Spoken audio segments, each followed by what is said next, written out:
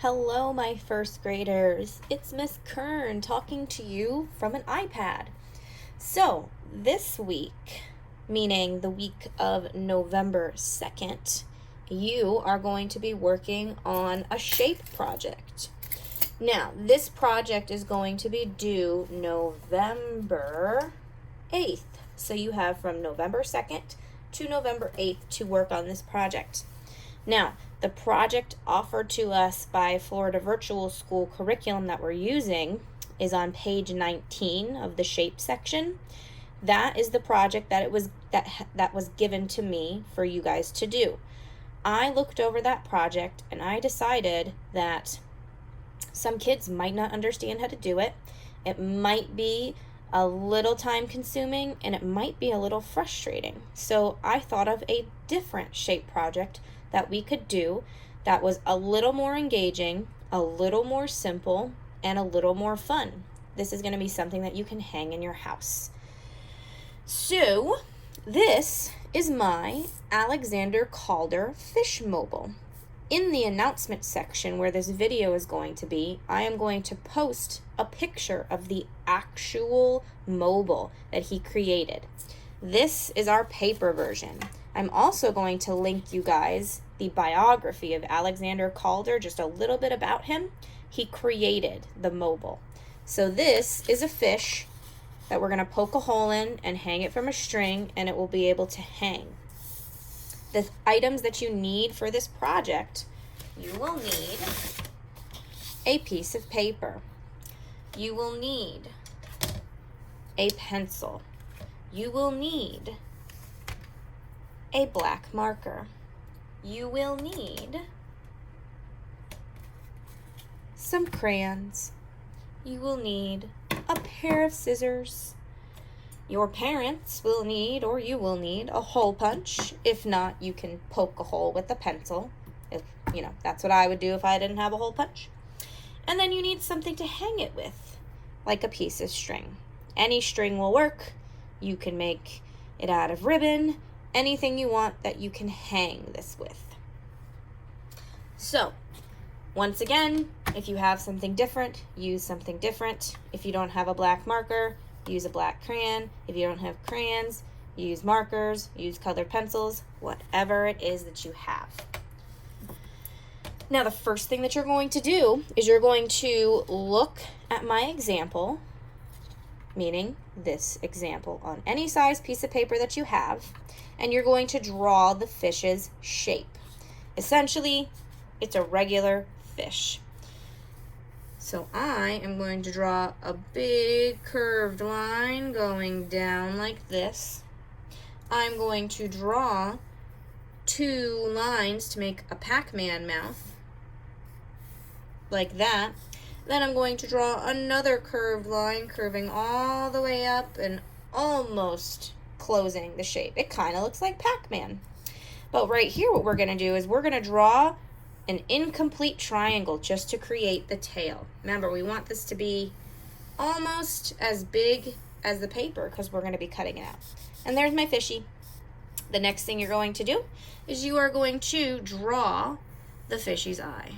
You're going to draw a big circle, then you're going to draw a little circle, just like this. Here is our fishy. The next thing that you are going to do is you can do this in pencil or marker first. It's really up to you. I know what I'm doing, so I'm putting the pencil down and using my marker. If you want to do these next steps in pencil, because if you make a mistake, you want to be able to erase it, that is 100% fine. But the first thing I'm going to do, obviously, is trace my pencil with black marker. We trace the eye, trace the smaller circle, fill it in, and make sure you carefully trace your fishy.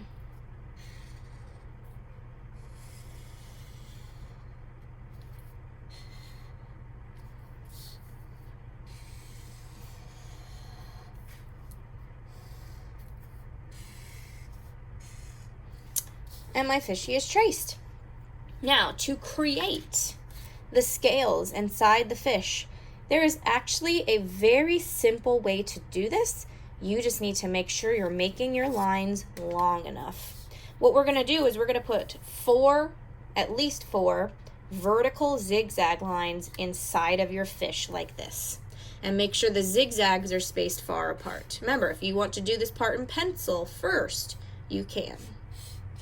There's one zigzag line, two zigzag lines, three zigzag lines, and then I'll do one more. That's four zigzag lines inside my fish. He looks a little interesting, I think. Now, this really cool part that all the kids are so crazy about because they don't know how I do it, this next part is you're going to make the scales by connecting corners to corners on your zigzags. And you can connect some corners to the edge of your fish and to the eye. But remember, we don't want to go outside the fish and we don't want to draw through his eye. So just like this, connecting corner to corner. You want to make sure your scales can fit your thumb inside of it. If you can't fit your thumb inside of it, it's a little too small. Like this shape is too big, so I fix it by making it smaller by attaching a corner to the edge, and I've created two shapes right here. So that's all we're doing. We're just creating small places on our fish, connecting corners to corners, picking which ones you want to connect. Very, very simple when you get the hang of it. And for the tail, I just do another zigzag line and connect them to the edges. And then I want to close that one up. And there's my fish's scales. I can fit my thumb in all of these. Your thumbs might be super tiny, so maybe your parent's thumb, we want to use the biggest person's thumb we can find in the house to make sure that our scales are big enough. And then you are done with the black marker and you can grab your crayons. What you're going to do is use your crayons or whatever other colors you have, and you're going to make shapes inside of your scales, one shape for each scale. You can color them in or you can leave them hollow like I did, but you need to make sure you're using ovals, circles, triangles, squares, and rectangles. If you want to add extra shapes, go ahead. Like some kids want to put stars or hearts. You can do that. Just make sure you have these shapes first. So basically, we take our crayons and we draw some shapes like this. Just do whatever shapes you want. You know, do some colors, switch some colors, have fun with it. Like I'm doing one of each with one color before I switch it, and I try to make sure that I don't put the same shapes next to each other. All right, and I could sit here all day drawing all this, but the next thing that you're gonna do once you fill up every scale, you gotta fill up this one, this one, this one, this one, this one, this one, this one. Every single scale has been filled up. You've checked, and you've double checked, and you've triple checked that each scale has a shape in it. Then you're gonna get your scissors, and you're going to cut the fishy out of the paper. Making sure that we're being very careful, meticulous, taking our time. If we go too fast, we could accidentally cut the fishy in half, and we don't want to do that. Remember, I'm a super cutter. I cut really fast. But that's because I've had so much practice. One day, you guys will be a super cutter too. You'll be able to cut things out at high speeds.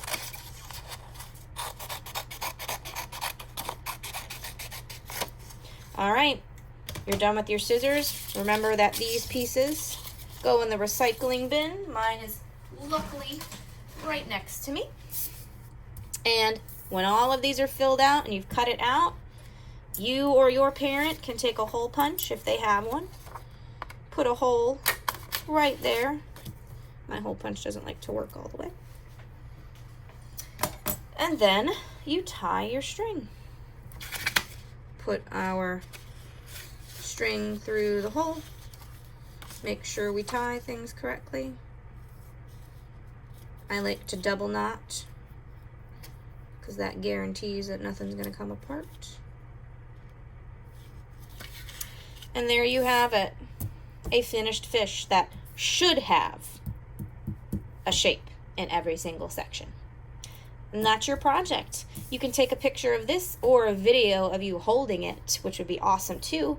And you can submit this into the submission page that's going to open up on Monday. Or you can do the project on page 19. Or you can do both. It's up to you. All right, guys, I hope you have fun. And I hope to see lots of fishies and maybe some of the other projects too.